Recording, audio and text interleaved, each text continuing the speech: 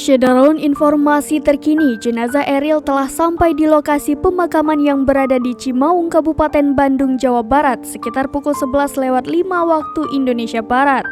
Berdasarkan pantauan tribunnews.com, rombongan telah tiba di lokasi pemakaman yakni Ibu Ridwan Kamil, Juju Sukaisih, dan istri Sang Gubernur Atalia Praratia. Lalu di saat bersamaan, pelayat telah memadati lokasi pemakaman Eril. Namun, bagi masyarakat yang bukan masuk dalam keluarga besar Ridwan Kamil dan bukan merupakan tamu undangan, tidak diizinkan untuk masuk ke tempat Eril akan dikebumikan.